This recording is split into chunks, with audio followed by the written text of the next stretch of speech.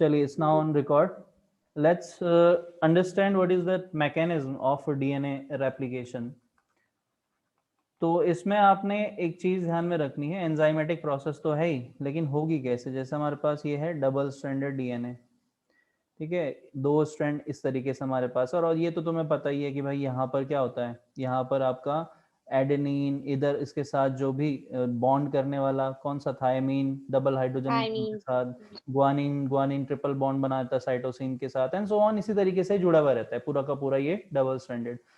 तो यहाँ पर सबसे पहली जो स्टेप होता है डीएनए रेप्लिकेशन का, वो ये है कि हमें किसी भी तरीके से ये बॉन्ड तोड़ना है, ब्रेक करना है, ठीक है, we have to break this bond and this process is known as unzipping.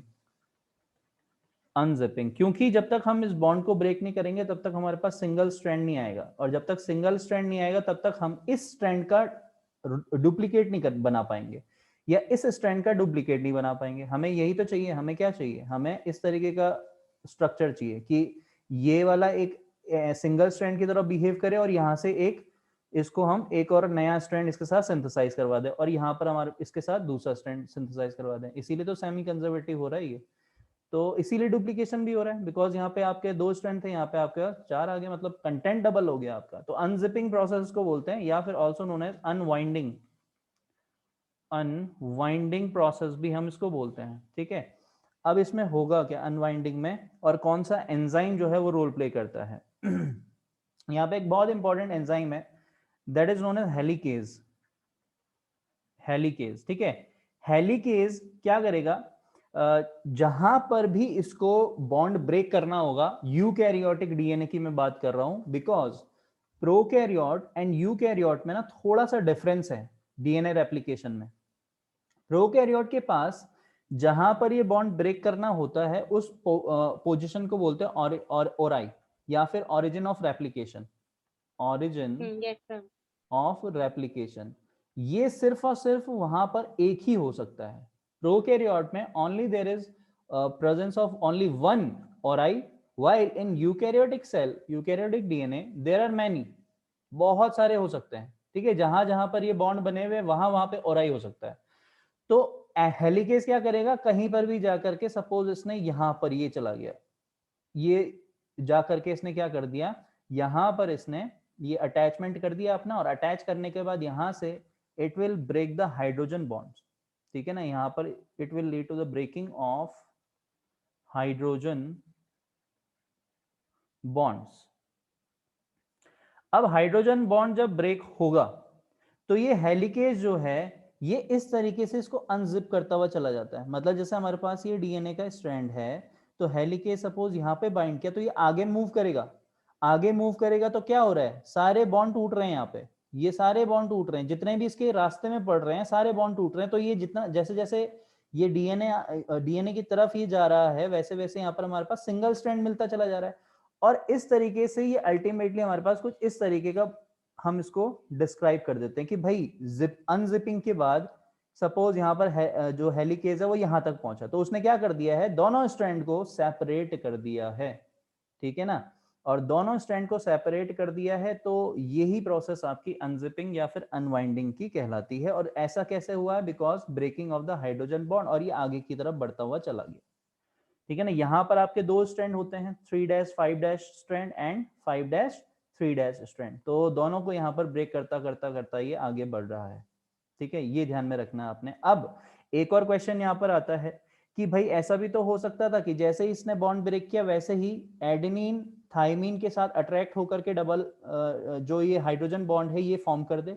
ऐसा इसलिए नहीं हो पाता बिकॉज यहाँ पर एक और प्रोटीन आकर के जुड़ जाता है, इसी के साथ एक और प्रोटीन आता है जिसको हम बोलते हैं SSB, single stranded DNA binding protein, single stranded DNA binding protein, binding protein, ठीक है। वैसे ये तो मेरे हिसाब से एनसीईआरटी में नहीं दिया होगा एसएसपी के बारे में, और यस सर, ठीक नहीं है, दे रहा था। लेकिन ये एक जेन्युइन सी क्वेरी आती है कई कबार बच्चों की, तो भाई यहाँ पर ऐसा भी तो हो सकता था जैसे ही इसने ब्रेक किया तो वैसे ही एडेनिन और थाइमिन तो डिस्ट्रक्ट नहीं हुए ना, एडेनिन थाइमिन तो आपस में अट्रैक्शन शो ही करते हैं, तो वो तो डबल हाइड्रोजन बॉन्ड यहाँ पे बना सकते हैं, बट यहाँ पर एसएसबी आते आते ज्वाइन करता हुआ चलता है, तो एसएसबी जैसे जैसे ज्वाइन करेगा वैसे वैसे वो फॉर्मेशन को रोकेगा, तो it prevent the reformation of the hydrogen bond, prevents the. और सर कहीं पे अगर ये SSB नहीं आया तो मतलब क्या डिजीज कंडीशन हो जाएगी वो? बिल्कुल बिल्कुल, लेकिन ऐसा होता नहीं है, बिकॉज जहां जहां हेलिकेज जाता है ना, वहां SSB उसके पीछे पीछे घूमता है। ओके इन दोनों में भी ओके। अट्रैक्शन की कैपेबिलिटी होती है, SSB एंड हेलिकेज में। Prevents the reformation of hydrogen bonds. ठीक है, ये हो गया हमारा यहाँ पर अनजिपिंग और अनवाइंडिंग।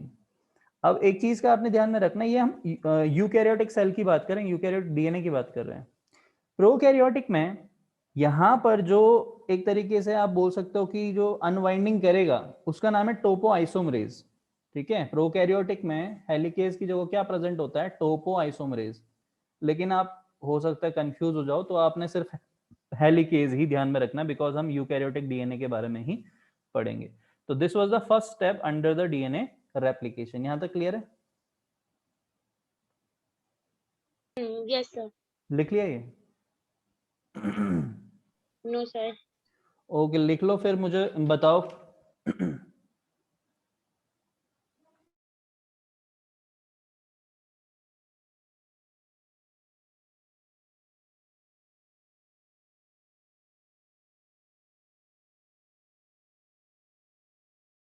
यस सर लिख लो। ओके, तो अब बढ़ते हैं सेकंड प्रोसेस, सेकंड स्टेप की तरफ। And second step is the formation of new chain, formation of new strand और फॉर्मेशन ऑफ न्यू चेन। देखो, ये जो फॉर्मेशन होती है ना, मतलब अभी हमने ऐसे समझना है इसको, हमारे पास ये स्ट्रैंड ऐसे है, अब ये ऐसे है, यहां तक मतलब मान के चलना है, ये अभी तक डबल हाइड्रोजन या ट्रिपल हाइड्रोजन बॉन्ड से जुड़े हुए हैं, डबल स्ट्रैंडेड है, ये खुल चुका है, दिस इज अनवाइंडेड। और इस तरीके का क्योंकि ये स्ट्रक्चर बन रहा है, that's why it is known as replication fork, इसको बोलते हैं रेप्लिकेशन फोक। ठीक है, क्योंकि कांटे जैसा दिख रहा है ना, दो कांटे जैसे लग गए यहाँ पे, तो रेप्लिकेशन फोक इसको बोला जाता है। अब यहाँ पर जो हमारे पास दो स्ट्रैंड आए, सपोज एक स्ट्रैंड हमारे पास 3-5- और दूसरा हमारे पास 5-3। तो ये बॉन्ड ब्रेक हो गया, ये बॉन्ड यहाँ पर ब्रेक हो रखा है, ये बॉन्ड इधर ब्रेक हो रखा है, लेकिन ये अभी भी जुड़े हुए हैं। सबसे पहले दोनों स्ट्रैंड को, मतलब दोनों स्ट्रैंड से हमें एक नए नए स्ट्रैंड सिंथेसाइज करवाने हैं, तो इसके लिए होगा क्या, यहां पर एक एंजाइम जो है सबसे पहले आकर के बाइंड करेगा। उस एंजाइम का नाम है आरएनए पॉलीमरेज, आरएनए पॉलीमरेज। और आरएनए पॉलीमरेज को we also know it by another name, that is name as primase. ध्यान में रखना चीज, ठीक है, प्राइमेज, प्राइमेज ही दूसरा नाम है किसका, आरएनए पॉलीमरेज का। ये क्या करेगा, ये बाइंड करेगा, जैसे ये यहां पर सपोज ये बाइंड कर गया, यहां पर बाइंड कर गया सपोज ये, ठीक है, या यहां पर बाइंड कर, कहीं पे भी बाइंड करवा दो इसको, ये यहां पर बाइंड कर गया सपोज। तो ये आरएनए जो पॉलीमरेज बाइंड हुआ है, ये धीरे धीरे क्या करता है, इसको क्योंकि इनिशिएट करवाना है, अब एक सिंथेसिस यहां पर इनिशिएट करवाना है, दिस इज आरएनए पॉलीमरेज और प्राइमेज। तो इसको इनिशिएट करवाने के लिए क्या करना होता है, यहां से ही क्या करेगा, जो भी न्यूक्लियोप्लाज्म में आरएनए बेसेस हैं उनको यहां पे बुलाएगा ये, कि भाई आरएनए बेसेस आओ इधर, और आरएनए बेसिस को यहां पर ये जोड़ता है। आरएनए बेसिस को जोड़ करके क्या करेगा, यहां पर ये आरएनए का सर प्राइमर तैयार। RNA बेसिस मतलब? आरएनए RNA बेसिस मतलब? आरएनए बेसिस का मतलब है, जैसे आरएनए का जो नाइट्रोजनस बेस होगा, जैसे कि आपका एडेनिन हो गया, ठीक है ना, एडेनिन हो गया, तो एडेनिन जो है, एडेनिन के साथ आपका पेंटोज शुगर जो होना चाहिए वो कौन सा वाला होना चाहिए, राइबोज होना चाहिए। ठीक है ना, मतलब ओके एडिनोसिन, एडिनोसिन आ ओके। गया हमारे पास। ठीक है, तो ये ऐड कर रहा है ये, अब ये ऐड करता हुआ चला जा रहा है, तो ये छोटा सा एक सीक्वेंस तैयार करता है, और इस सीक्वेंस को हम बोलते हैं आरएनए प्राइमर। इस सीक्वेंस को क्या बोला जाता है, आरएनए प्राइमर।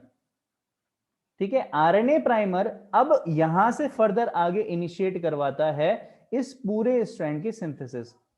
ये ध्यान में रखना आपने, ठीक है, मतलब इसको ऐसे समझो जैसे कि कोई रिले रेस है, ठीक है ना, उसमें क्या 3 लोग भाग रहे हैं, 1 2 3, तो बेटन इसके हाथ में है, पहले ये जब इसको थमाएगा तो ही तो ये आगे बढ़ करके जीत सकता है, जब तक ये आगे इनिशिएट ही नहीं करेगा तब तक आगे कोई कुछ होगा ही नहीं कंपटीशन। तो इसीलिए हमें इनिशिएशन के लिए यहाँ पे कुछ ना कुछ सीक्वेंस चाहिए था। तो RNA primers are the sequence for the initiation of the synthesis. अब आरएनए प्राइमर तैयार हो चुका है, लेकिन हमें तो क्या करना है, पूरा स्ट्रैंड सिंथेसाइज करवाना है ना।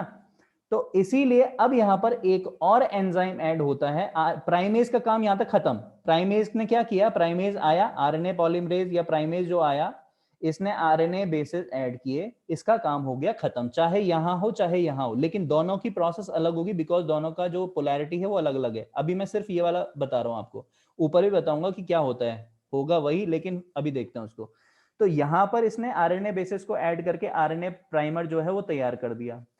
आरएनए प्राइमर जैसे ही बनके तैयार हुआ, वैसे ही अब यहां पर एक और एंजाइम ऐड होता है जिसका नाम है डीएनए पॉलीमरेज। ये सीक्वेंस ध्यान में रखना है बस आपने। पहले कौन आया, आरएनए पॉलीमरेज। आरएनए पॉलीमरेज ने क्या किया, आरएनए प्राइमर बनाया। आरएनए प्राइमर जैसे ही बन गया, आरएनए पॉलीमरेज अलग हो गया। आरएनए पॉलीमरेज अलग हुआ तो अब कौन ऐड हुआ, डीएनए पॉलीमरेज। और डीएनए पॉलीमरेज का काम क्या होता है, DNA polymerase can synthesise a new strand in only in 5' to 3' direction. सिर्फ और सिर्फ 5' to 3' डायरेक्शन में ही ये सिंथेसाइज करवा सकता है। इसीलिए मैंने बोला कि ऊपर की कहानी अभी अलग होगी। यहां पर हमें पता है कि जब ये वाला स्ट्रैंड हमारे पास बनेगा, ऐसे सपोज ये वाला, ये नया स्ट्रैंड बन रहा है हमारे पास, ये जब स्ट्रैंड बनेगा तो इसकी पोलैरिटी आप क्या रखोगे, 5' यहाँ पे बोलोगे, 3' इधर ही तो बोलोगे, क्योंकि 5' 3' यस इधर सर। है। तो इस वाले स्ट्रैंड का जब बनोगे तो ये तो एंटी पैरेलल होगा ना, तो 5' इधर हो जाएगा, 3' इधर वाला हो जाएगा। इसका समझ में आ रहा है। तो इसीलिए यस यहां सर। पर ये कंटिन्यूस सिंथेसिस कर देता है, कोई दिक्कत नहीं होती इसको, बिकॉज डीएनए पॉलीमरेज ने भी 5' to 3' डायरेक्शन में सिंथेसाइज करवाना था, और आरएनए प्राइमर वहां पर ऐड हो रखा था, और भाई ये डायरेक्शन भी हमें कौन सी मिल रही है, 5' 3' वाली, तो कोई दिक्कत ही नहीं। तो ये आराम से मजे से करता करता पूरा सिंथेसाइज करवा देता है। That's why this particular strand is known as continuous strand और लीडिंग स्ट्रैंड। इस स्ट्रैंड को क्या बोलते हैं हम, लीडिंग स्ट्रैंड, या फिर इस सिंथेसिस को हम क्या बोल सकते हैं, कंटिन्यूस सिंथेसिस। कंटिन्यूस सिंथेसिस, ये हो गया हमारी कहानी एक स्ट्रैंड की। अब दूसरे स्ट्रैंड को भी तो सिंथेसाइज करवाना है हमने, लेकिन दूसरे स्टैंड पे भी कहानी वही है, आके अटकेगी। क्या अटकेगी कि डीएनए पॉलीमरेज तो सिर्फ 5' to 3' डायरेक्शन में यस सर। सिंथेसाइज करवा सकता है। तो इसीलिए अब होता क्या है कि प्राइमर जो है, जो ये प्राइमेज है, सॉरी, प्राइमेज यहां पर ऐड होता है। कहां पर, इस वाली पोजीशन पे, मतलब जहां से हेलिकेज आगे बढ़ने वाला था और जहां पर इसने छोड़ा हुआ था, यहां पर ऐड होता है, ना कि टर्मिनल पॉइंट पे। बिकॉज जो हम सिंथेसाइज करवाएंगे वो ऐसे थोड़ी ना करना है हमने, ऐसे करना है, ये ऐसे जाना है हमने, बिकॉज यहाँ पे 5' to 3' ऐसे आएगा। समझ में आ रहा है। लेकिन हेलिकेज तो भाई चलता हुआ चला जाएगा आगे, हेलिकेज तो यहाँ पे रुकेगा नहीं ना, हेलिकेज तो आगे बढ़ जाएगा। तो अभी हम मान के चल रहे हैं कि ये जो मैकेनिज्म है ये अभी रुकी हुई है, हेलिकेज यहीं पे बाइंड है, अभी हेलिकेज ने इतना ही खोल रखा है इसको। तो अब यहाँ पर हमारे पास क्या आया, आरएनए पॉलीमरेज आया या प्राइमेज आया। अब ये वापस से क्या करेगा, किसको ऐड करेगा, it will add RNA basis. क्या ऐड करेगा ये, आरएनए बेसिस को ऐड करवाएगा। आरएनए बेसिस को ऐड करके क्या बनेगा, यहां पर एक आरएनए प्राइमर। क्या बनेगा, एक आरएनए प्राइमर तैयार हुआ कि नहीं हुआ, समझ में आ रहा यस है। सर। Yes RNA, sir. जैसे ही आरएनए प्राइमर बनेगा, यहां से आरएनए पॉलीमरेज हट जाएगा, ठीक है ना, यहां से आरएनए पॉलीमरेज क्या होगा, ये हट जाएगा। और यहां पर अब ऐड कौन होने वाला है, अब कौन ऐड होगा, अब यहां पर ऐड होगा कौन, DNA. DNA polymerase. DNA poly. DNA polymerase का काम होता है कि इसको फर्दर सिंथेसाइज करवाना है, चाहे इस वाले स्ट्रैंड में हो चाहे इस वाले स्ट्रैंड में हो, लेकिन इसको भी जरूरत पड़ेगी कुछ बेसिस की। तो डीएनए पॉलीमरेज यहाँ पर डीएनए बेसिस ऐड करता हुआ ही सिंथेसाइज करवाता है, ठीक है ना। तो यहाँ पर डीएनए पॉलीमरेज ऐड हुआ, जैसे आरएनए पॉलीमरेज ने आरएनए बेसिस ऐड किए थे, ये डीऑक्सी वाला ऐड करेगा। तो ये क्या करेगा, डीएनए बेसिस को सर ऐड, यहाँ पे आरएनए प्राइमर नहीं बनेगा बन तो गया आरएनए ऊपर? प्राइमर, ये तो था। अच्छा अच्छा, ठीक है, हाँ ठीक। आरएनए प्राइमर बना, आरएनए प्राइमर के बाद आरएनए पॉलीमरेज हटा, ठीक है ना, उसके बाद डीएनए पॉलीमरेज ऐड हुआ। डीएनए पॉलीमरेज क्या करेगा, डीएनए पॉलीमरेज ने पूरा सिंथेसाइज करवाना है इधर की साइड को। तो लेकिन डीएनए पॉलीमरेज को भी कुछ बेस पेयर चाहिए होंगे, ऐसे तो नहीं कर पाएगा ये। तो ये क्या करता है, ये डीएनए बेसिस को ऐड करता है, चाहे यहां हो चाहे यहां हो, ये जो सिंथेसाइज हो रहा है due to the DNA polymerase, ये किसकी वजह से हो रहा है? डीएनए बेस की वजह से हो रहा है, ठीक है ना। तो यहां पर ये डीएनए बेसिस ऐड करता करता कहता ये सिंथेसाइज करवा देगा। लेकिन अब तक जैसे ही ये डीएनए पॉलीमरेज यहां तक पहुंचता है, वैसे ही इसको पता चलता है कि भैया जो हेलिकेज है वो तो और आगे बढ़ गया। सपोज वो यहां पे बढ़ गया, अब मुझे ये बताओ, ये पोर्शन भी तो खाली छूट गया ना, ये वाला तो आगे बढ़ ही रहा है, ये वाला इसको तो कोई दिक्कत ही नहीं हो रही, लेकिन ये तो इधर से इधर चला गया था, ये तो यहां से यहां पहुंच गया था, और हेलिकेज कहां पहुंच गया? यहां पहुंच गया। तो इतना पोर्शन भी तो खाली रह गया, अब इतना पोर्शन भी तो सिंथेसाइज करवाने के लिए रह गया। यस और नो? Yes sir. समझ में आ रहा है ना ये? Yes sir. हाँ, तो अब क्या होगा, अब वापस से क्या करना पड़ेगा, जैसे ही हेलिकेज यहां पे पहुंचा, वापस से आरएनए पॉलीमरेज आएगा, आरएनए प्राइमर बनाएगा, डीएनए पॉलीमरेज आएगा, और वैसे ही वो क्या करेगा, इसको और आगे लेके जाएगा। लेकिन जैसे ही यहां पे लेके जाता है, जहां तक कि वो पहले जहां से स्टार्ट हुआ था, इसको पता चलता है कि भाई डीएनए हेलिकेज तो और आगे बढ़ गया, डीएनए हेलिकेज तो ऐसे जा रहा है ना, ऐसे ऐसे जा रहा है ये। तो अब क्या होगा, ये वाला गैप छूट गया, वापस से क्या होगा, आरएनए पॉलीमरेज आएगा, ठीक है, आरएनए प्राइमर बनाएगा, आरएनए बेसिस ऐड करके, और ये आरएनए पॉलीमरेज हटेगा यहां से, और डीएनए पॉलीमरेज ऐड होकर के वापस से सिंथेसाइज। तो ये जो सिंथेसिस हो रहा है, ये कैसे हो रहा है? ऐसे, मतलब डिसकंटिन्यूअस सिंथेसिस हो रहा है ये। और यस सर। इसीलिए यस सर। डिसकंटिन्यूअस सिंथेसिस हो रहा है, तो इसीलिए हम इसको, इस स्ट्रैंड को बोलते हैं क्या? लैगिंग स्ट्रैंड, बिकॉज ये लैग कर रहा है। लैग किसमें कर रहा है? क्योंकि कंटिन्यूअस सिंथेसिस नहीं हो रहा है, जैसे यहां पे था, इसका तो मजे आ रखे हैं। डीएनए पॉलीमरेज जिस डायरेक्शन में करना था, उसी डायरेक्शन में हेलिकेज भी खुल रहा है, तो जैसे जैसे खुल रहा है, ऐसे ऐसे जोड़ता हुआ चला जा रहा है। लेकिन बेचारे इसके पसीने छूट रहे हैं यहाँ पे, क्योंकि ये यहाँ पे जुड़ा था और यहाँ से यहाँ पहुंच रहा था, हेलिकेज तो यहाँ पहुंच जा रहा है, तो उसको वापस से करना पड़ रहा है पूरा सिंथेसिस। तो यहाँ पर डिसकंटिन्यूअस सिंथेसिस हो गया, ये लैगिंग स्ट्रैंड हो गया। और अगर सिंगल इंडिविजुअल स्ट्रैंड की बात करें हम, ये छोटे छोटे जो सीक्वेंस है, ये हो गया, ये हो गया, these are known as Okazaki fragments. Okazaki fragments इनको बोला जाता है, ठीक है। तो ओकाजाकी फ्रैगमेंट्स यहाँ पे क्या है? डिसकंटिन्यूअस ये sequence of this particular lagging strand है। अब क्वेश्चन ये उठता है कि क्या ये जुड़ेंगे? नहीं आपस में, बिल्कुल जुड़ेंगे। ये जोड़े जाते हैं आपस में with the help of another enzyme, and that is known as DNA ligase. DNA ligase आएगा, डीएनए लाइगेज यहां पर जुड़ेगा और इसको पूरा का पूरा सील करता हुआ चला जाएगा। तो ये पूरा का पूरा क्या हो जाएगा? एक तरीके से कंप्लीट हो जाएगा, क्योंकि गैप नहीं छूटना चाहिए ना, गैप छूटा तो फिर तो म्यूटेशन हो जाएगा। तो इसीलिए डीएनए लाइगेज यहां पर क्या करेगा? Join the Okazaki fragments together, Okazaki fragments together. समझ में आया? यस। ठीक है, इसके रिगार्डिंग एक एनिमेशन की वीडियो भी है, वो देख लो, और ज्यादा तुम्हें एक रिवीजन भी हो जाएगा और अच्छे से तुम्हें क्लैरिटी भी आ जाएगी। देखें? सर लिंक भेज दीजिएगा।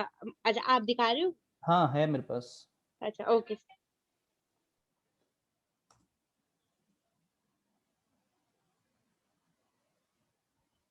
Voice DNA is a molecule made up of two strands, आ रही twisted है? around साउंड आ each रहा है? other in a double yes sir. helix yes sir. shape.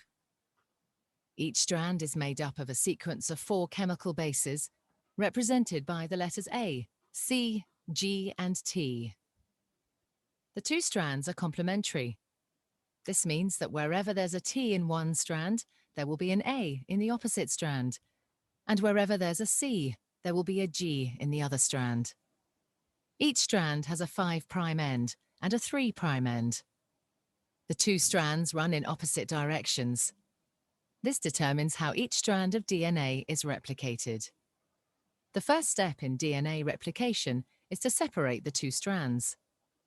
This unzipping is done by an enzyme called helicase and results in the formation of a replication fork. The separated strands each provide a template for creating a new strand of DNA. An enzyme called primase starts the process. This enzyme makes a small piece of RNA called a primer.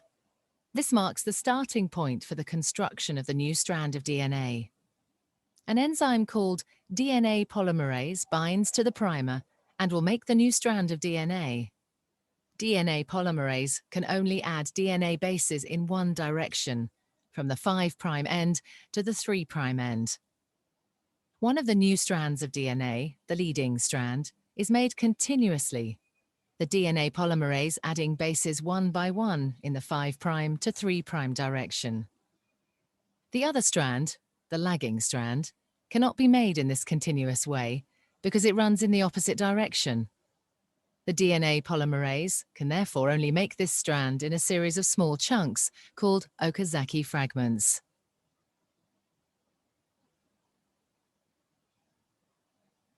Each fragment is started with an RNA primer. DNA polymerase then adds a short row of DNA bases in the 5' to 3' direction.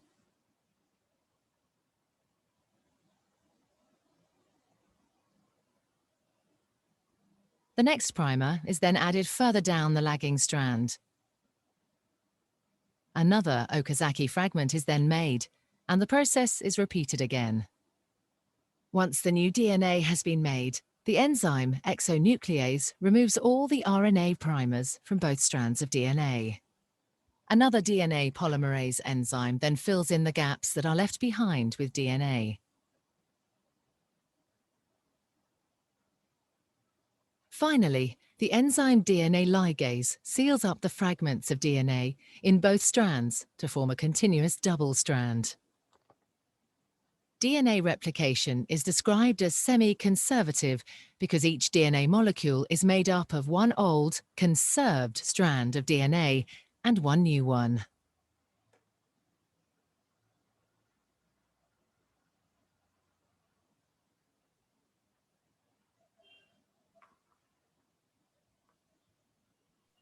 Sir? Excuse me, sir? What?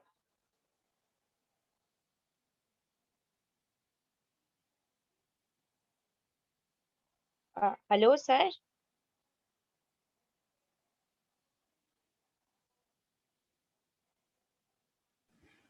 Okay okay ठीक है, मैं recording भेज दूंगा आपको। Hello sir? Sir आवाज आ रही है मेरी आपको? सृष्टि, एक्चुअली खुशी का कॉल आया था कि उसका अच्छा उसको भी अच्छा। नेटवर्क इशू, हाँ सर, वो आउट हो गई है। हाँ उसको भी हाँ नेटवर्क इशू आ रहा है, तो हाँ। वो भी डिस्कनेक्टेड है इसमें। सर मेरा एक क्वेश्चन था, हम्म, सर इसमें ना जैसे हो तो रहा है डीएनए रेप्लिकेशन, हम्म। तो फिर हम आरएनए पॉलीमरेज आरएनए का क्यों यूज कर रहे हैं? मतलब मेरे को समझ ही नहीं आया ये कि आरएनए बेसेस ऐड कर रहे हैं आरएनए पॉलीमरेज।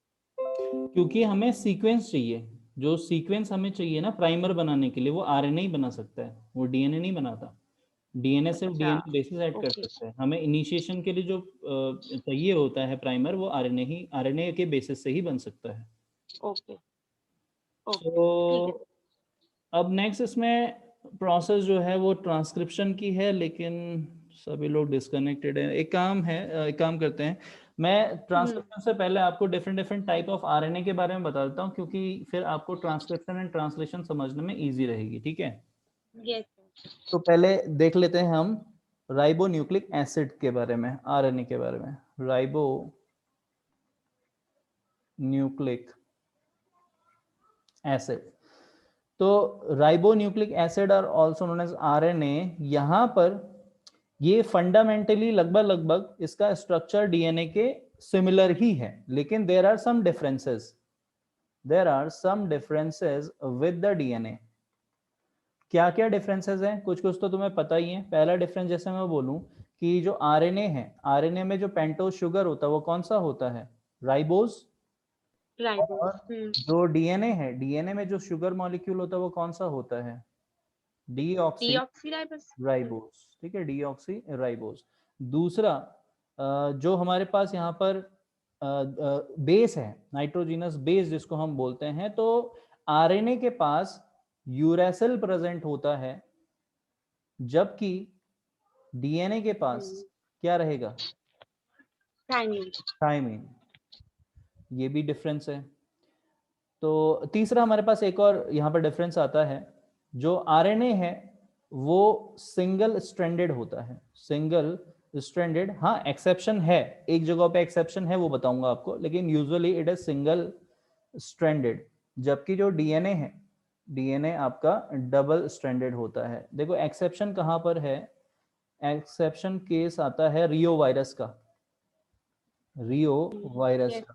रियो वायरस में जो ये आरएनए है, this is double stranded RNA as a genetic material, ध्यान में रखना, बहुत इंपॉर्टेंट है ये, ठीक है। yes, yes.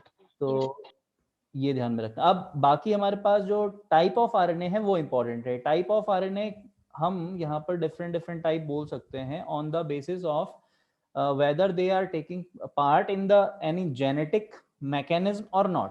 जैसे अगर सपोज कोई आरएनए जेनेटिक आरएनए की तरह बिहेव कर रहा है, जेनेटिक मटेरियल की तरह बिहेव कर रहा है, उसको बोलेंगे जेनेटिक आरएनए। क्या बोलेंगे उसको? जेनेटिक आरएनए या फिर genomic RNA, Genetic. Genomic RNA. जैसे कुछ वायरसेस में देखने को मिलता ही हमें। दूसरा, कुछ ऐसे आरएनए जो कि नॉन जेनेटिक हैं, जेनेटिक मटेरियल में रोल प्ले नहीं कर रहे, लेकिन इनके अलग अलग काम जरूर हैं, ठीक है, तो उनको बोलते हैं हम क्या? Non genetic RNA. और ये होते हैं मेनली 3 टाइप्स के, और इसी में आपके आते हैं आरआरएनए, टीआरएनए, एमआरएनए, ठीक है। तो वही हमने पढ़ना है। यहां तक नोट डाउन हो गया हो तो बता। सर, हाँ बोलो। सर ये जो रियो वायरस, सर ये जो रियो वायरस होता है ये क्या, कौन सी डिजीज करता है? क्या कह रहे हो? सर ये जो रियो वायरस है ना, हाँ हाँ, ये क्या करता है, कौन सी डिजीज करता है ये?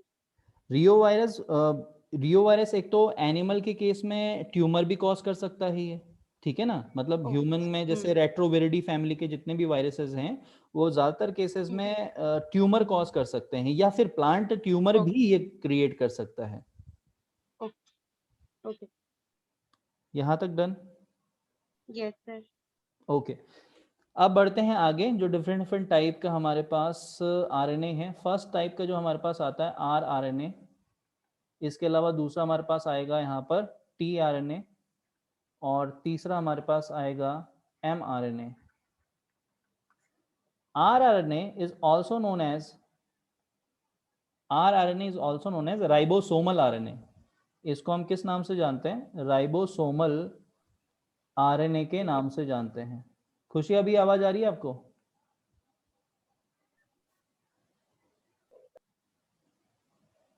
अभी भी थोड़ा नेटवर्क डाउन है शायद। चलिए, तो आरएनए का फंक्शन क्या है वो भी थोड़ा सा समझते हैं। देखो, एंटायर सेल का जो टोटल आरएनए है उसमें से 80% आरएनए आपका आरआरएनए ही होता है। मतलब आप 100% आरएनए में से, इन तीनों आरएनए में से सबसे ज्यादा मैक्सिमम पार्ट कौन कंप्राइज करता है? आरआरएनए, ठीक है ना। तो it is comprises 80% part of total cell's RNA, cell's total RNA. ये इसका कैरेक्टरिस्टिक फीचर है। दूसरा कैरेक्टरिस्टिक फीचर क्या है यहाँ पर, कि ये एक तरीके का स्टेबल फॉर्म ऑफ आरएनए है, मोस्ट स्टेबल आप इसको बोल सकते हो। This is one of the most stable RNA, मतलब इतना ज्यादा रिएक्टिव नहीं है, most stable form of RNA amongst the tRNA, mRNA, ठीक है। और साथ ही साथ ये क्या काम करेगा, ये राइबोसोम का स्ट्रक्चरल एलिमेंट है, तो राइबोसोम को बनाने में रोल प्ले करता है। ये राइबोसोमल स्ट्रक्चरल एलिमेंट की तरह ये बिहेव करता है, स्ट्रक्चरल एलिमेंट, ठीक है ना। तो जो राइबोसोम बना हुआ है वो एक्चुअली आरआरएनए का बना हुआ है। इसीलिए जब आप बोलते हो कि प्रोकैरियोटिक एंड यूकैरियोटिक राइबोसोम्स, है ना, यूकैरियोटिक और प्रोकैरियोटिक, तो डिफरेंट डिफरेंट टाइप का आप बोलते हो कि एक होता है ATS type ribosome which is present in the eukaryotes, and prokaryote में आप बोलते हो 70s का, where S stand for the Sydberg's unit और sedimentation यस सर। coefficient। जबकि अगर आप यस। इसकी यूनिट देखोगे तो इसमें 2 यूनिट से ये बना हुआ है। एक यूनिट इसकी लार्जर सब यूनिट है जो कि होती है 60s की, और 60 दूसरी होती है और स्मॉलर 40। 40s। जबकि 70s किस किस का बना होगा? 50 एंड 50 और 30। 30। तो ये भी आपने ध्यान में रखना, ये इंपॉर्टेंट है, ठीक है। फंक्शन क्या है अब इसका? सबसे इंपॉर्टेंट फंक्शन, एक तो आपने पढ़ ही लिया, राइबोसोम का स्ट्रक्चरल एलिमेंट है ये। दूसरा क्या करेगा, ये टीआरएनए एंड एमआरएनए को अटैच करवाने का काम करता है राइबोसोम के साथ ड्यूरिंग द ट्रांसलेशन, ठीक है ना। तो यहाँ पर हम देखने वाले हैं कि भाई जब ट्रांसलेशन हम पढ़ेंगे आगे जा करके, तो जो ये आरआरएनए है, rRNA will attach the tRNA to larger subunit of ribosome,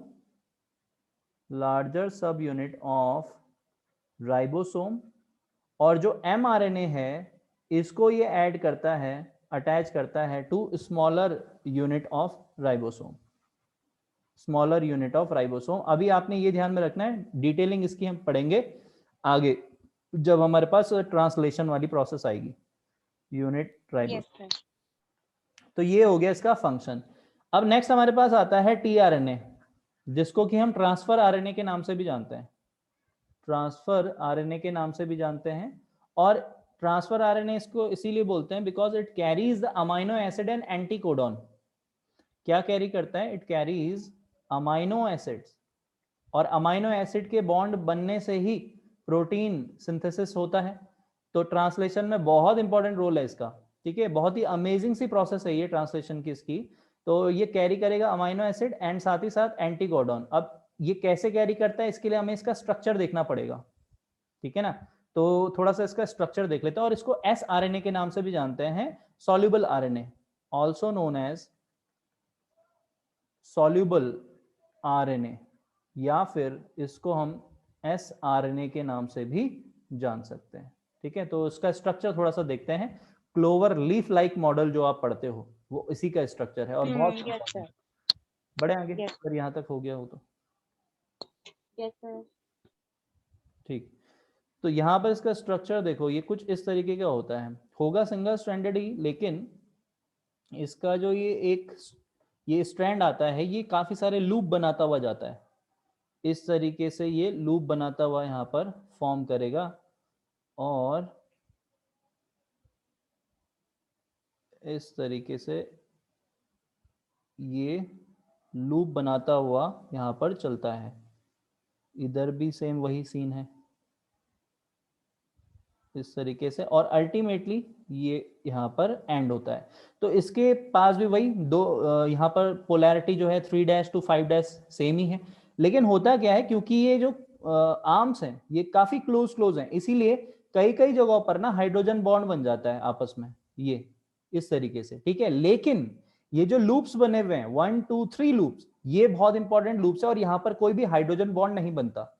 hydrogen bond, एक मिनट ये वाला बता दीजिए, एक बार ये बता दीजिए, आपने क्या बताया सर, नेट वो नहीं आ रही थी आवाज, ये 5' वाला ये जो मैं बताया कह रहा ना, हूँ फिर देखो, ये 5 वाला। जो आरएनए है, आरएनए की भी पोलैरिटी होगी, आरएनए की जो पोलैरिटी होगी वो भी वही होगी भाई, 5' to 3' या फिर 3' to 5'। तो ये जो आर्म इसकी है, मतलब सिंगल स्ट्रैंड जो है, इसने लूप बना रखा है पूरा। तो एक पोलैरिटी है इसकी, एक ही इस साइड पे है, और दूसरी पोलैरिटी कहाँ खत्म हो रही हो, यहाँ से घूमते घूमते घूमते यहाँ पर। तो ये पूरा का पूरा एक स्ट्रैंड बता रहा है ये, समझ में है।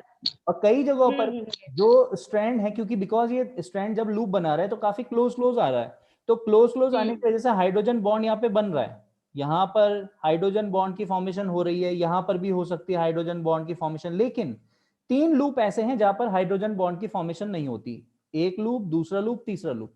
ये लूप इंपॉर्टेंट है, इस लूप को हम बोलते हैं टी लूप। ये वाला जो लूप है इस साइड का, राइट साइड का, this is known as T psi loop, ठीक है ना। और यहां पर कोई हाइड्रोजन बॉन्ड की फॉर्मेशन नहीं होती। फंक्शन इसका अभी समझेंगे, फंक्शन क्या है अभी, बहुत इंपॉर्टेंट फंक्शन है इसका, वो देखेंगे आगे।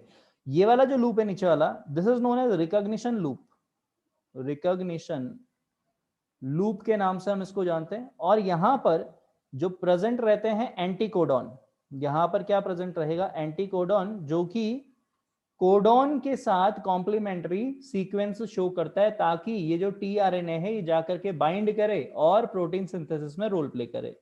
This loop is known as DHU loop. ये इधर वाला जो लूप है डीएचयू लूप कहलाता है, बिकॉज यहाँ पर एक स्पेसिफिक, तो ये किस हिसाब से दे रखे नाम, तो नाम किस हिसाब से दे रखे ये? यहाँ पर डिफरेंट डिफरेंट जो आप बोल सकते हो नाइट्रोजिनस बेस वो प्रेजेंट होते हैं। जैसे DHU का मतलब होता है डाईहाइड्रोक्सी यूरिडीन, ये एक ऐसा आप बोल सकते हो नाइट्रोजिनस बेस है वो जो जनरली एबनॉर्मल नाइट्रोजिनस बेस में काउंट होता है। ये वाला जो लूप है यहाँ पर जो प्रेजेंट होता है nitrogenous base, that is known as pseudouracil, pseudouracil, इसीलिए इसका नाम पड़ा हुआ है T psi loop. DHU loop का मतलब है यहाँ पे कौन सा प्रेजेंट होगा, डाईहाइड्रोयूरिडिन, डाईहाइड्रोयूरिडिन। ये क्या है, नाइट्रोजिनस बेस है, लेकिन एबनॉर्मल नाइट्रोजिनस बेस है। जनरली हम नाइट्रोजिनस बेस क्या पढ़ते हैं, adenine, thymine, guanine, cytosine, uracil, खत्म। लेकिन ये कैसे हैं यहाँ पर, एबनॉर्मल नाइट्रोजिनस बेस है। और ये वाला जो रिकॉग्निशन लूप है ये रिकॉग्नाइज करता है कोडॉन को। जब ट्रांसलेशन में हम पढ़ेंगे कोडॉन एंड एंटीकोडॉन के बीच में रिएक्शन जब होती है, मतलब वो जो बॉन्ड बनाता है, तो वो एंटीकोडॉन वाले बेसेस यहाँ पर प्रेजेंट होते हैं। ठीक है, अब बात आती है इनका फंक्शन क्या है और ये 3' एंड 5' की खास बात क्या है।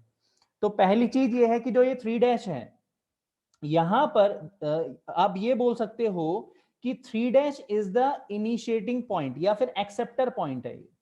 ये क्या है, एक तरीके का एक्सेप्टर पॉइंट है, एक्सेप्टर एंड है ये। और किसको एक्सेप्ट करेगा, फॉर द अमाइनो एसिड, मतलब जो अमाइनो एसिड आते हैं जुड़ते हैं वो कहां पर जुड़ेंगे, 3' एंड पे। ठीक है ना। और 5' एंड यहाँ पर इसका एंड वाला पोर्शन है जिसमें कि सिर्फ और सिर्फ गुआनिन के बेसिस प्रेजेंट होते हैं। यहाँ पर 5' में क्या प्रेजेंट रहेगा, गुआनिन ही प्रेजेंट रहेगा। फिर हमारे पास क्वेश्चन आता है कि बताइए जो ये टी साई लूप है, DHE लूप है एंड रिकॉग्निशन लूप है, इनका क्या फंक्शन है। रिकॉग्निशन का मैंने आपको बता दिया, एंटी कोडॉन रिकॉग्नाइज किसको करेगा, कोडॉन को, and codon will be present on the mRNA। ठीक है, वो आगे हम देखेंगे। टी साई लूप का क्या फंक्शन है, टी साई लूप की खास बात यह है कि यहां पर ये लूप tRNA को जो सब यूनिट है राइबोसोम का, लार्जर सब यूनिट, उसके साथ जोड़ने का काम करता है ड्यूरिंग द ट्रांसलेशन। तो हमने अभी बोला था ना कि जो rRNA है, अभी कहां गया वो, अभी यहां पे लिखा था कहीं पे, rRNA will attach the tRNA to larger subunit of ribosome. ये रहा। तो ये जो tRNA जुड़ रहा है larger subunit of ribosome के साथ, ये किस किस साइड से जुड़ रहा होगा, टी साई लूप से जुड़ रहा होगा। तो टी साई लूप का काम क्या है यहाँ पर, connects, it connects the tRNA to larger subunit of ribosome, larger subunit of ribosome। ठीक है, और इधर हमारे पास आता है DHE लूप। DHE लूप की खास बात यह है कि यहां पर एक स्पेसिफिक एंजाइम प्रेजेंट होता है जिसका नाम है amino acyl synthetase, amino acyl synthetase enzyme. और ये एंजाइम का काम क्या होगा, इस एंजाइम का काम होता है अमाइनो एसिड को एक्टिवेट करवाना, और ताकि अमाइनो एसिड इस tRNA के साथ जाकर के इस 3 एंड पे जाकर के बाइंड कर जाए। तो ये क्या करवाएगा, it will activate the amino acid, it will activate the amino acids. ठीक है, तो इस तरीके से पूरा का पूरा आपका यहाँ पर ये आपके 2 RNA हो गए। अब एक लास्ट बचता है mRNA, वो देख लेते हैं। यहाँ तक अगर क्लियर हो गया होगा। Yes sir. ठीक है, नेक्स्ट हमारे पास आता है mRNA, जिसको कि हम मैसेंजर RNA के नाम से भी जानते हैं या फिर mRNA इसको बोलते हैं। मैसेंजर RNA जो है ये जेकब एंड मोनाड ने डिस्कवर किया था, और इसकी खास बात क्या है, ये एक लीस्ट स्टेबल RNA है, लीस्ट स्टेबल RNA है। और mRNA ही वो RNA है जो कि राइबोसोम की स्मॉलर यूनिट के साथ जुड़ता है और यहां पर ये जेनेटिक इन्फो कैरी करता है। It attaches, get attached to the smaller subunit, smaller subunit of ribosome. और साथ ही साथ कैसा है, ये लीस्ट स्टेबल RNA है, लीस्ट स्टेबल क्या है, ये RNA है। ठीक है, तो यहाँ पर मतलब जब आगे हम पढ़ेंगे ना तो इस तरीके से आता है ये कि भाई हमारे पास एक बड़ा सा जो स्ट्रक्चर है, बड़ा सा यूनिट है राइबोसोम की और एक छोटी यूनिट है राइबोसोम की। जैसे ये है, ये हमारे पास क्या है, स्मॉलर यूनिट है राइबोसोम की, और ये लार्जर यूनिट है। तो ये कहाँ जुड़ेगा, जो ये वाला है आपका मैसेंजर आरएनए, ये यहाँ पे ऐड होगा, tRNA, हाँ यस सर। ठीक है। एमआरएनए यहाँ स्मॉलर सब यूनिट के साथ जुड़ेगा और आपका टीआरएनए यहाँ आएगा। तो टीआरएनए अपने साथ क्या लेके आता है, अपने साथ अमाइनो एसिड लेके आता है, और यहाँ पर अलग अलग साइट होती है, ईपीए साइट होती है, अगर आपको एनसीईआरटी ध्यान आ रही हो, EPA, yes sir, yes sir. Exit peptidyl site and amino acid site, ठीक है। तो यहाँ पर अलग अलग साइट हैं ये, और इसको हम पढ़ेंगे आगे। तो ये जुड़ता है यहाँ पर, फिर ये जंप करता है इधर, और फिर अमाइनो एसिड आपस में बॉन्ड बनाते हुए पूरी की पूरी पेप्टाइड की एक चेन बना देते हैं, जो कि प्रोटीन सिंथेसिस में रोल प्ले करता है। तो इस तरीके से चलता है ये। तो इसको हम आगे पढ़ेंगे ट्रांसलेशन में। Yes sir. तो यहाँ तक डन, यस सर। ठीक है। नेक्स्ट हमारे पास आता है ट्रांसक्रिप्शन।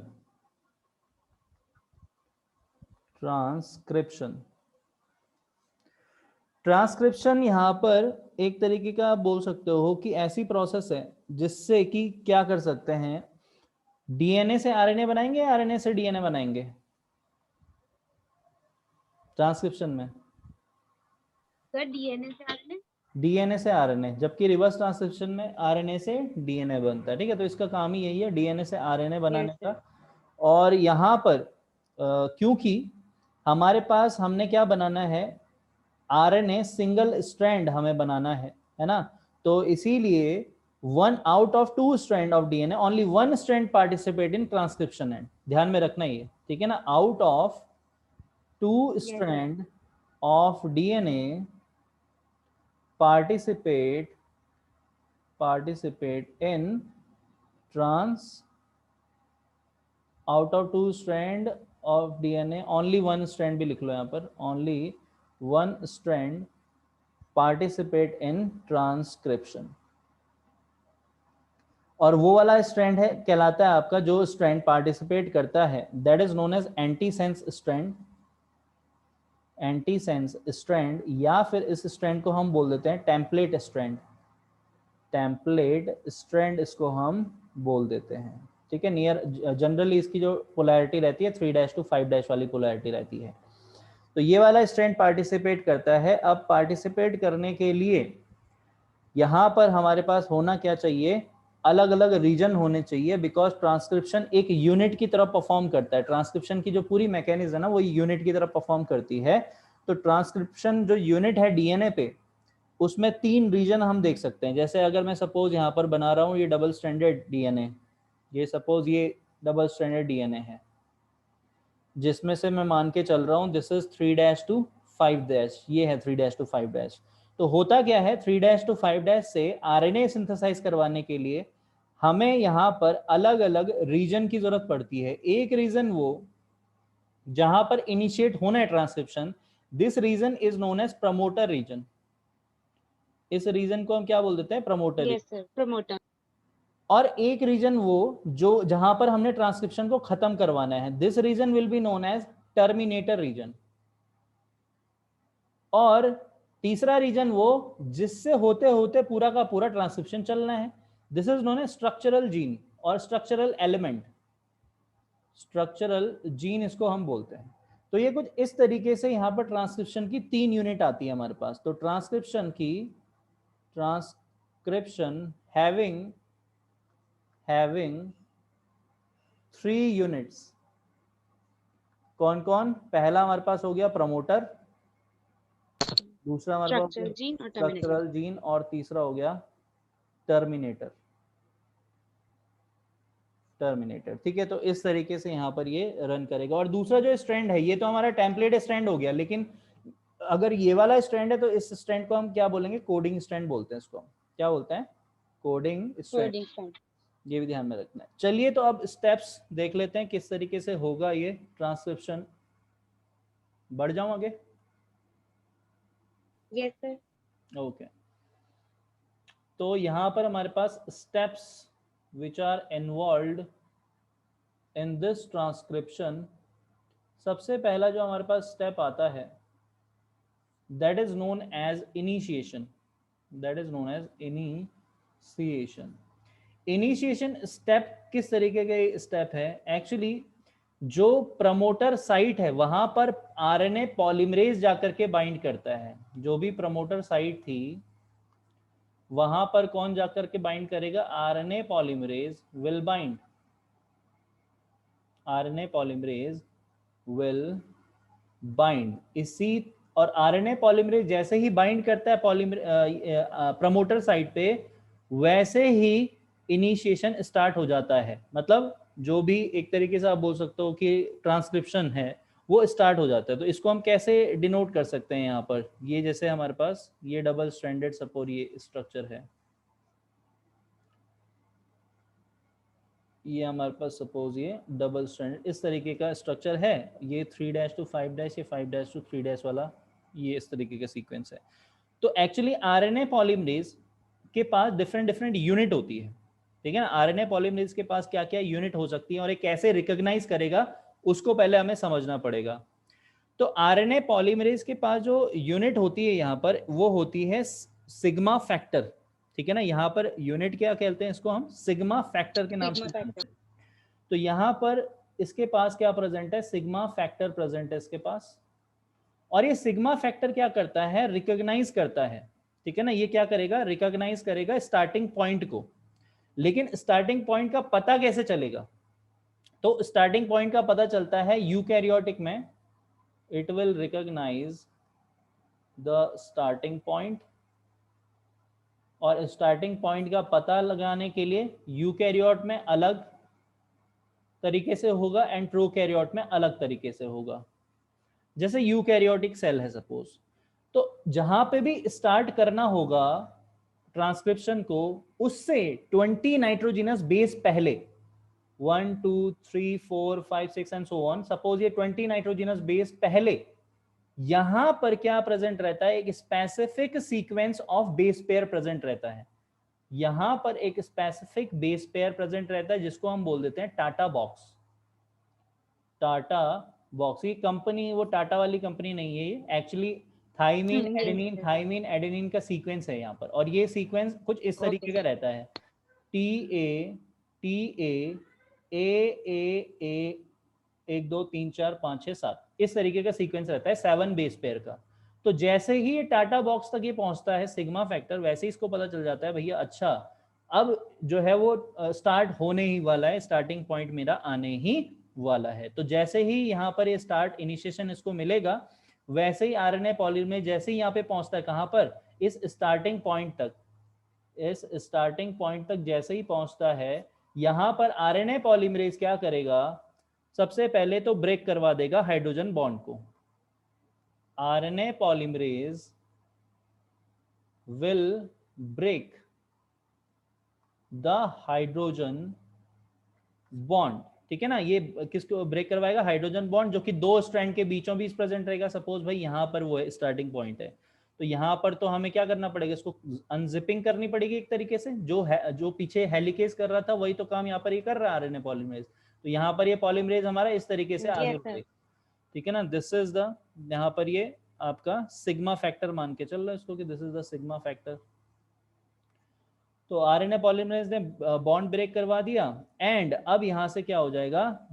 जो इनमें से एक स्ट्रैंड है ब्रेक होने के बाद, जो कि 3' to 5' वाला है, उसके रिगार्डिंग, मतलब जैसे 3' to 5' ये वाला है, तो इसके रिगार्डिंग क्या हो जाता है? यहाँ पर जो ट्रांसक्रिप्शन है वो स्टार्ट हो जाता है, बिकॉज 5' to 3' डायरेक्शन में ही सिंथेसिस हो सकता है, ठीक है ना। तो यहाँ पर हमारे पास ये वाला स्ट्रैंड ट्रांसक्रिप्शन इनिशिएटेड, ट्रांसक्रिप्शन अब इनिशिएट हो जाता है, गेट इनिशिएटेड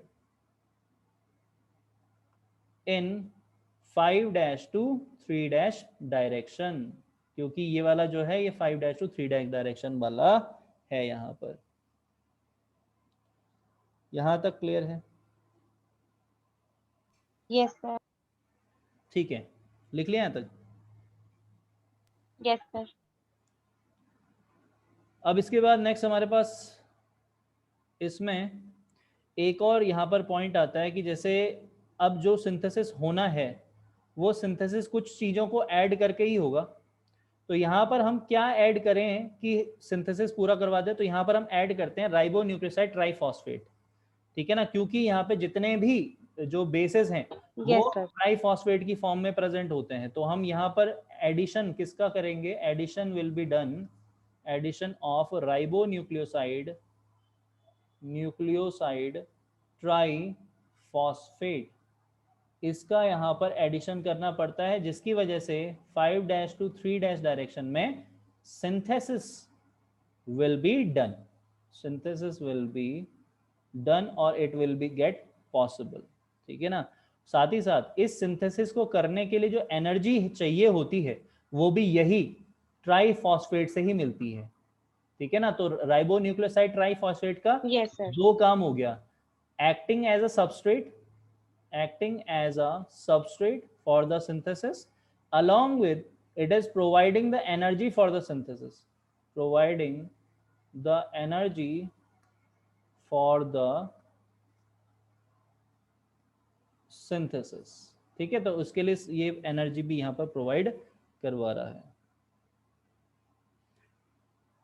अब ये तो हो गया हमारा इनिशिएशन वाला स्टेप। दूसरा जो स्टेप हमारे पास आता है that is known as elongation. अच्छा, एक चीज यहाँ पर ये वाली रह गई, प्रोकैरियोट वाली। मैंने यूकैरियोट का तो बता दिया आपको कि टाटा बॉक्स से ही रिकॉग्नाइज करेगा। ठीक है। Yes sir.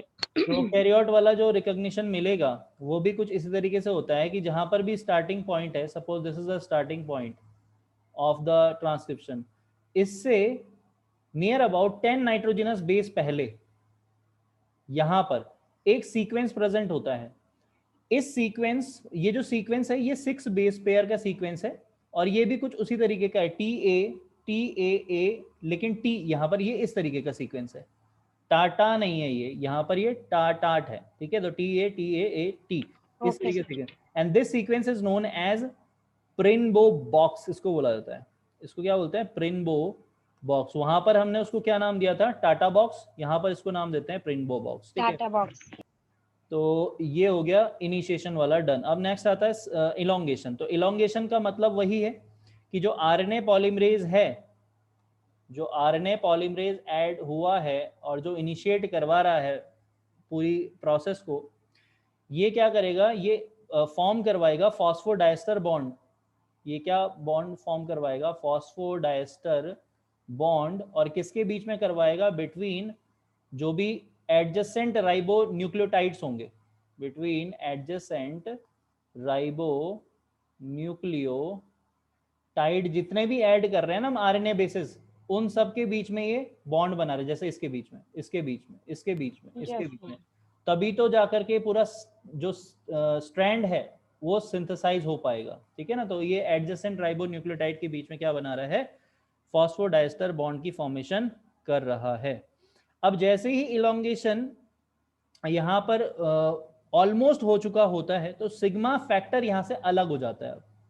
सिग्मा फैक्टर यहाँ से क्या हो जाएगा? रिलीजेस। सिग्मा फैक्टर यहाँ से रिलीज हो गया और साथ ही साथ अब आरएनए पॉलीमरेज जो है वो मैक्सिमम साइट तक, मतलब आपके कहाँ तक पहुंच गया? टर्मिनेशन पॉइंट तक पहुंच चुका है। अब टर्मिनेशन की बारी है। अब तक यहाँ पे पूरा का पूरा स्ट्रैंड जो है वो सिंथेसाइज हो चुका है। तो अब क्या होगा? ये टर्मिनेशन पॉइंट है, तो टर्मिनेशन पॉइंट पे क्या होना चाहिए? अब अल्टीमेटली स्टॉप हो जाना चाहिए ये मैकेनिज्म। तो वही हम देख लेते हैं थर्ड स्टेप में, and that is known as termination. तो थर्ड यहाँ पर हमारे पास जो स्टेप आएगा that is known as termination वाला। तो टर्मिनेशन होगा क्या? जैसे ही RNA polymerase, when RNA polymerase reaches at termination point, तो ऐसे ही अब यहां पर ये जो आरएनए पॉलीमरेज है ये यहां से रिलीज हो जाएगा। RNA polymerase will be released, polymerase will be released. लेकिन एक क्वेश्चन ये भी आना चाहिए यहाँ पे कि भाई ऐसा क्या हुआ कि हमें पता चल गया कि टर्मिनेशन पॉइंट आ गया? हमने जब स्टार्टिंग में पढ़ा था कि इनिशिएशन पॉइंट को सिग्मा फैक्टर ने क्या किया? रिकॉग्नाइज किया। तो टर्मिनेटर को कौन रिकॉग्नाइज करेगा? उसके लिए यहां पर प्रेजेंट होता है एक और factor, and that is known as rho factor. Rho factor. ठीक है ना, रो फैक्टर भी आरएनए पॉलीमरेज का ही पार्ट होता है। जैसे आरएनए पॉलीमरेज में Yes, सिग्नल sir. फैक्टर था, वैसे ही यहाँ पर जो रो फैक्टर है, रो फैक्टर ये रिकॉग्नाइज करता है, recognises the termination point, termination point, और अल्टीमेटली फिर क्या हो जाता है यहाँ पर, टर्मिनेशन डन। और टर्मिनेशन हो जाएगा तो भाई हमारे पास यहाँ पर आपके पास एक नेसेंट आरएनए, नेसेंट आरएनए या फिर newly formed single stranded RNA बनके तैयार हो गया। तो ये हमारा क्या आ गया, नेसेंट आरएनए या फिर newly formed single stranded RNA यहाँ से अलग हो जाता है, and this Yes. Process is known as transcription. लेकिन अभी नेसेंट आरएनए ने बहुत सारे प्रोसेसेस से होके गुजरना है, और उस प्रोसेसेस को बोलते हैं स्प्लिट जीन मैकेनिज्म। वो हम नेक्स्ट लेक्चर में कवर अप करेंगे इसको। ठीक है, तो अभी के लिए आपने ट्रांसक्रिप्शन को इतना यहाँ तक रिवाइज कर देना है, जितने भी ये स्टेप्स हैं रेप्लिकेशन के एंड ट्रांसक्रिप्शन, Yes, sir. यहाँ तक पूरा रिवाइज कर देना। फिर हम देखेंगे, क्योंकि ये नेसेंट आरएनए बहुत ही ज्यादा रिएक्टिव है, तो रिएक्टिव होने की Yes, वजह sir. से इसमें कुछ चेंजेस करने पड़ेंगे, तो वही आती है फिर स्प्लिट जीन मैकेनिज्म, जिसमें हम जो भी यहाँ पर नॉन एसेंशियल सीक्वेंसेस उनको रिमूव करते हैं। ठीक है ना, कैपिंग, टेलिंग पढ़ी Yes, है ना, sir. वही ये सब आएगा। Yes, sir. Yes. ठीक है,